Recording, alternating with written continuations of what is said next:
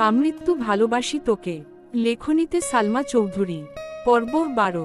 আবির ভাইয়ের সাথে কথা বলেছে এই খুশিতে মেঘ সারা বাড়ি ছুটছে। কে বলবে এই মেয়েটা এক সপ্তাহ রুম থেকে বের হয়নি, কারো সাথে কথা পর্যন্ত বলেনি। আজ সে মিম আর আদিকে নিয়ে দুষ্টামি খুনসুটিতে মগ্ন। মিম আর আদিও যেন আপুকে এভাবে পেয়ে বড্ড খুশি। হঠাৎ জান্নাত আপু বাড়িতে ঢুকল। মেঘকে এত হাসি খুশি দেখে জান্নাত আপুও খুশি হলো। এই এক সপ্তাহে জান্নাত আপু যতদিন এসেছে প্রতিদিনই মেঘ মনমরা হয়ে বসে থাকে। পড়া ধরলে পারলে বলে, না পারলে চুপ থাকে। আপু বুঝালেও সাড়া নেই। বুঝছে কি না তাও বলে না। জান্নাত আপু কম করে হলেও 20 বার জিজ্ঞেস করে, মেঘ তোমার কি হয়েছে বলো। মেঘ কিছুই বলে না। এতে জান্নাত আপুও চিন্তিত ছিল। উনি নিজে থেকেই অনেক বুঝিয়েছেন, রেজাল্ট নিয়ে যেন চিন্তা না করে, অ্যাডমিশন টেস্ট নিয়ে যেন না ভাবে। কিন্তু মেঘ এসবে কোনো সাড়া দেয়নি। তাই আজ মেঘকে খুশি দেখে জান্নাত আপুর মুখে সহসা হাসি ফুটে উঠেছে। জান্নাত আপু ডাকলে, মেঘ। সোফায় বসা মেঘ পিছন ফিরে তাকিয়ে জান্নাত আপুকে দেখে ছুটে আসে। মেঘ, আপু কেমন আছো? জান্নাত, আলহামদুলিল্লাহ ভালো। তুমি কেমন আছো? মেঘ, আলহামদুলিল্লাহ ভালো। আপু তুমি একটু বসো, আমি রুম থেকে বই খাতা নিয়ে আসছি। বলেই সিঁড়ি দিয়ে ছুটছে রুমের দিকে। জান্নাত হাস্যোজ্জ্বল মুখে তাকিয়ে আছে মেঘের দিকে। সত্যি বলতে ছটফটে স্বভাবের মেয়েরা হঠাৎ শান্ত হয়ে গেলে সবার নজরে পড়ে যায়। মেঘের ক্ষেত্রেও তেমনটাই হয়েছে। জান্নাত আপুর পড়ায় মেঘের সম্পূর্ণ মনোযোগ আছে আজ। পড়ানোর আগেই সব বুঝে ফেলছে। জান্নাত আপু পড়িয়ে যাওয়ার পর আরও 1-2 ঘন্টা মিম আর আদির সাথে আড্ডা দিয়েছে মেঘ। নিজেও পড়ছে না, ওদের কেউ পড়তে দিচ্ছে না। এতে অবশ্য মা কাকিয়া কিছুই বলছে না। মেয়েটা যে হাসি খুশি আছে এতেই সবার ভালো লাগছে। মোজাম্মেল খান এবং আলী আহমদ খান বাসায় ফিরেছেন কিছুক্ষণ আগে। ফ্রেশ হয়ে খেতে বসেছেন। মেঘও আজ সবার সাথে খেতে বসেছে। আবির ভাইয়ের চেয়ারের দিকে তাকিয়ে মুচকি হাসল। মনে মনে বলল, মিস ইউ আবির ভাই। আলী আহমদ খান মেঘকে জিজ্ঞেস করলেন, মেয়েটা ভালো পড়াচ্ছে তো আম্মু? মেঘ হাসি মুখে উত্তর দিল, আপু অনেক ভালো পড়ায় বড় আব্বু। কোনো সমস্যা হলে জানাইও। স্বাভাবিকভাবেই কথাটা বললেন আলী আহমদ খান। মেঘও শান্ত স্বরে বলল, ঠিক আছে বড় আব্বু। মেঘ রুমে এসে শুয়ে পড়েছে। আজ পড়তে একটু ইচ্ছে করছে না। আবির ভাইয়ের সাথে কথা বলার খুশি, সাথে এটা অনুভব করছে সে আবির ভাইকে ভালোবেসে ফেলেছে। এসব ভেবেই মেঘের ওষ্ঠ ছড়িয়ে আসে। সহসা ডাটা অন করে আবির ভাইয়ের আইডিতে ঢুকে। সেদিন রাগ করে ছবি ডিলিট করার পর আর ছবিগুলো ডাউনলোড করেনি। আজ আবার ইচ্ছে হলো ছবিগুলো সেভ করার। এখন আর রাগ অভিমানে আবির ভাইয়ের ছবি ডিলিট করবে না এই প্রতিজ্ঞা করল। আবির ভাইয়ের আইডিতে ঢুকতেই একটা পোস্ট চোখে পড়ে, আমার স্বপ্নগুলো হাতছানি দেয় সন্ধ্যাতারার মাঝে, সাথে কক্সবাজার সমুদ্র সৈকতে তোলা একটা ছবি। 2 ঘন্টা আগেই পোস্ট করেছেন। মেঘ সঙ্গে সঙ্গে ছবিতে কেয়ার রিয়েক্ট দিল, একটা লাভ ইমোজিও কমেন্ট করল। আবির ভাইয়ের ছবি দেখে মেঘেরও কক্সবাজার যেতে খুব ইচ্ছে করছে, কিন্তু চাইলেই তো সব ইচ্ছে পূরণ হয় না। এক দৃষ্টিতে ছবিটা কিছুক্ষণ দেখল, তারপর আস্তে আস্তে সব ছবি সেভ করতে লাগল। গ্যালারিতে একটা অ্যালবাম খুলল, নাম দিল পকি ট্র্যাম্পল। এখানে আবির ভাইয়ের সব ছবি একসাথে রাখল। আবির ভাইকে দেখতে দেখতে কখন ঘুমিয়েছে কে জানে। কেটে গেল আরও 2-3 দিন। মেঘ নিজের রুটিন মতো খায়, গোসল করে, ঘুমায়, পড়াশোনা করে। মাঝখানে 5-7 দিন একদমই পড়াশোনা করেনি। এই গ্যাপটাও এখন ফিল আপ করছে। ক্লান্ত লাগলে আবির ভাইয়ের ছবি দেখে। আজ কোচিং টিউশন কিছু নেই, তাই দুপুরে খেয়ে ঘুমিয়েছে মেঘ। বিকেলে ঘুম থেকে উঠে ফ্রেশ হয়ে নিচে আসে কফি খাওয়ার। নিচে আসতেই চোখে পড়ে মিম আর আদি অনেক গিফট ছড়িয়ে দেখছে। মেঘকে দেখেই আদি ছুটে যায় মেঘের কাছে। আদি, আপু দেখো ভাইয়া কত গিফট নিয়ে আসছে আমাদের জন্য। অনেকগুলো শামুক এনেছে, সবার নাম লিখা। আসো আসো। এর মধ্যে মিম 2টা শামুক নিয়ে এসেছে। দেখো আপু, তোমার নামের একটা, আমার নামের একটা। মেঘ এক পলক তাকালো শামুকের দিকে। শামুকগুলোর উপর সুন্দর করে ভেসে আছে নামটা। মেঘ উত্তেজিত কণ্ঠে জিজ্ঞেস করল, আবির ভাই কখন এসেছে? মিম হাসিমুখে উত্তর দিল, কিছুক্ষণ আগেই এসেছে। উদ্ধৃতি চিহ্ন। মেঘ আর কিছু না বলে সিঁড়ি দিয়ে ব্যস্ত পায়ে উঠতে লাগল। মিম পিছন থেকে ডাকল, আপু কোথায় যাচ্ছ? আরও গিফট আনছে। ভাইয়া আসো দেখে যাও। মেঘ গলা উঁচু করে বলল, একটু পরে আসছি। উদ্ধৃতি চিহ্ন। হুটোপুটি করে উঠে অন্তহীন ছুটে আবির ভাইয়ের রুমের দিকে, ঠিক দরজার সামনে এসে থামে। উত্তেজিত হাতের ধাক্কায় চাপানো দরজা সহসা খুলে গেল। আবির শাওয়ার শেষ করে কোমরে টাওয়েল জড়িয়ে উন্মুক্ত শরীরে ওয়াশরুম থেকে বের হয়েছে মাত্র। সারা শরীরে বিন্দু বিন্দু পানিতে চিকচিক করছে। প্রশস্ত বুকের লোমগুলোতেও পানি জমে আছে। চুল থেকে টুকটুক করে পানি পড়ছে। মেঘের দিকে নির্বাক চোখে তাকিয়ে আছে আবির। মেয়েটার এলোমেলো চুলগুলো উড়ছে এদিক সেদিক। এই কয়দিনেই অষ্টাদশীর মুখটা মলিন হয়ে গেছে। গায়ের রঙও কিছুটা চেপে গেছে। গভীর দৃষ্টিতে তা পরখ করতে ব্যস্ত আবির। এদিকে আবির ভাইয়ের আবেশিত নেশা ভরা চোখের চাউনিতে অষ্টাদশীর কোমল মনে অশান্ত অস্থির ঢেউ আছড়ে পড়ে, মনে হচ্ছে সিডর, আইলা, জলোচ্ছ্বাস সবকিছু একসাথে হানা দিয়েছে। এতদিন পর প্রিয় মানুষটাকে দেখছে, তাও আবার এই অবস্থায়। আবির ভাইকে এই অবস্থায় দেখে মেঘের অন্তঃস্থলে শিহরণ জাগায়। মেঘের মনে আকস্মাৎ গান বেজে উঠল। দৃষ্টিতে যেন সে রাসপুতিন। খুন হয়ে যায় আমি প্রতিদিন। নামধাম জানি, সাথে তার সবকিছু। তবুও নিলাম আমি তার পিছু। টেনে হিচড়ে অনেক কষ্টে দৃষ্টি নামালো মেঘ। বক্ষস্পন্দন জোরালো হলো। অষ্টাদশীর ভেতরটা ভরে এলো, এ যেন প্রশান্তির হাওয়া। আবির তখনও দুর্বোধ্য দৃষ্টিতে তাকিয়ে আছে অষ্টাদশীর পানে। মেঘ গলা খাকারি দিয়ে দীর্ঘশ্বাস ফেলে মাথা নিচু করে কাপা কাপা কণ্ঠে বলল, সরি। আবিরের এবার হুঁশ ফিরে অবাক চোখে তাকিয়ে কপাল কুঁচকে বলল, সরি কেন? মেঘ কণ্ঠ খাদে নামিয়ে জবাব দিল, অসময়ে চলে আসছি তাই। এটুকু বলেই চলে যেতে নেয় মেঘ। আবির হঠাৎই গম্ভীর গলায় বলে উঠল, দাঁড়া, কি বলতে এসেছিলি বল। মেঘ তৎক্ষণাৎ শীতল কণ্ঠে বলল, ভুলে গেছি।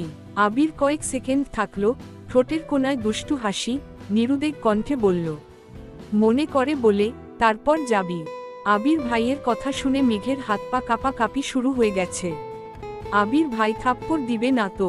মেঘ নরম স্বরে আস্তে ধীরে আবারও বলল, সরি আবির ভাই, এভাবে আর রুমে ঢুকবো না। সরি। আবির কণ্ঠ দ্বিগুণ ভারী করে বিরক্তি নিয়ে বলল, এত ন্যাকামি করছিস কেন মেঘ? তুই কি চাচ্ছিস এখন আমি চিৎকার দিয়ে বাড়ির সব মানুষ জড়ো করে বলি, ওমা গো, ও বাবা গো, মেঘ আমার সর্বনাশ করে ফেলছে, আমায় খালি গায়ে দেখে ফেলছে, এখন আমার কি হবে?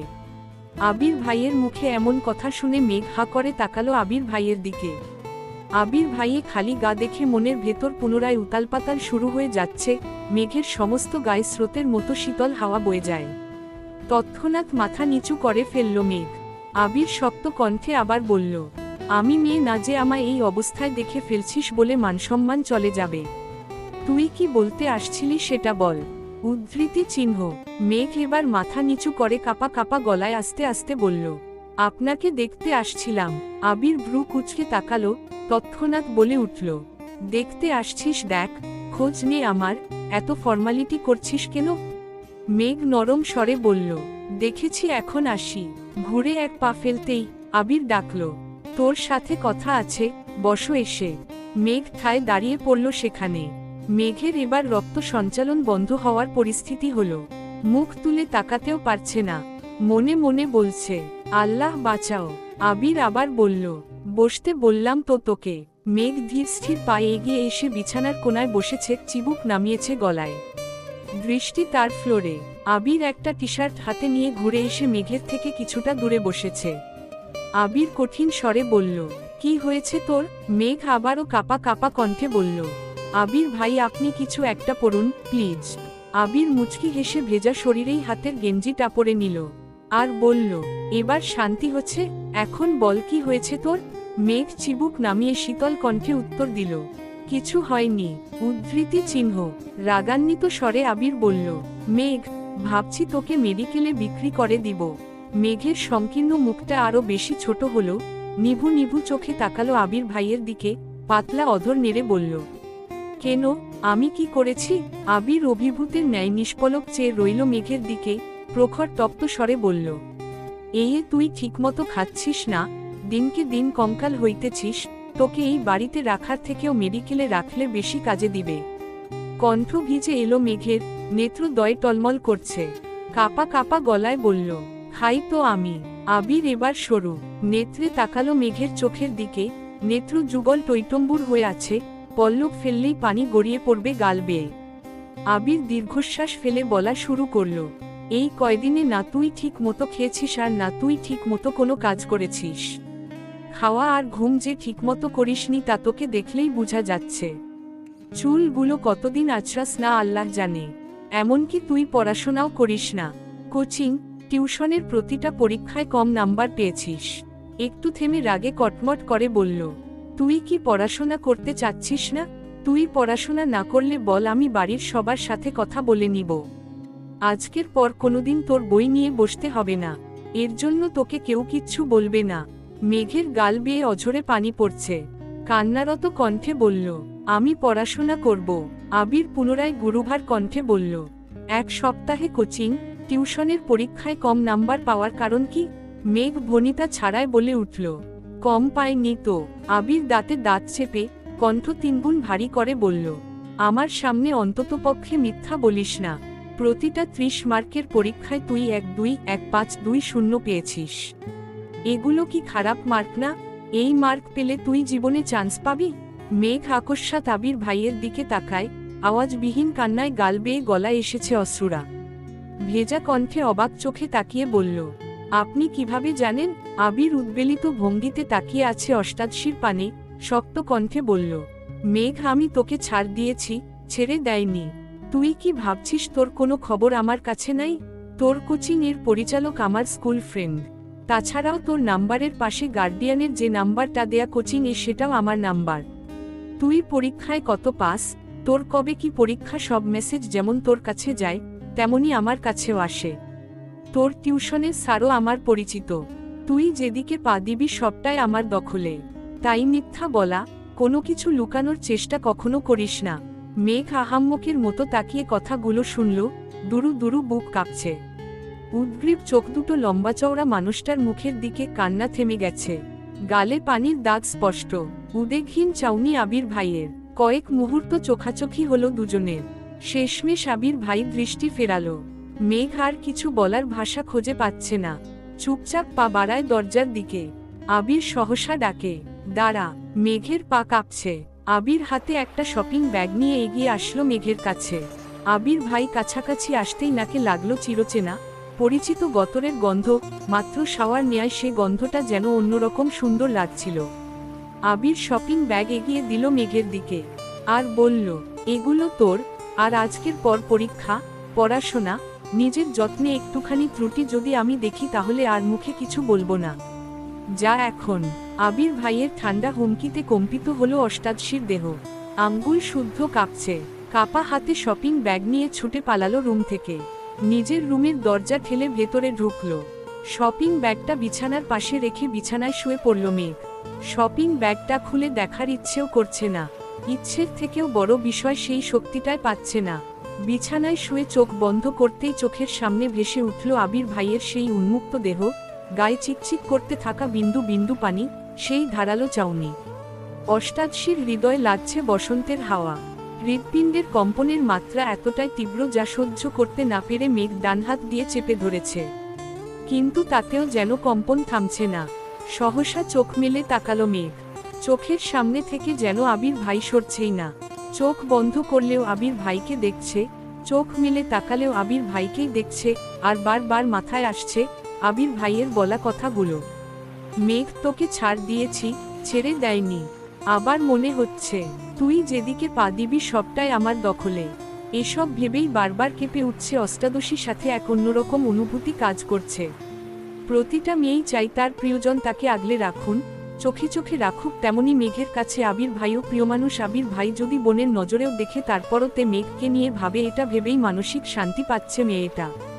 এভাবে চলল 30 মিনিটের উপরে, তারপর ঘুমের দেশে তলিয়ে গেল মেঘ। উঠল ঠিক সন্ধে নামার আগে। ফ্রেশ হয়ে এসে তৎক্ষণাৎ শপিং ব্যাগটা টেনে আনলো নিজের কাছে। শপিং ব্যাগটা উল্টে সবগুলো জিনিস বিছানার উপর ফেলল। অনেক ছোট ছোট জিনিস এলোমেলো হয়ে পড়ে আছে বিছানার উপর, কম করে হলেও 15-20টা। হাতের ব্রেসলেট, মুক্তার মালা, কানের দুলের সংখ্যা অগণিত। দেখে মনে হচ্ছে উনি বেছে দেখার সময় পাননি।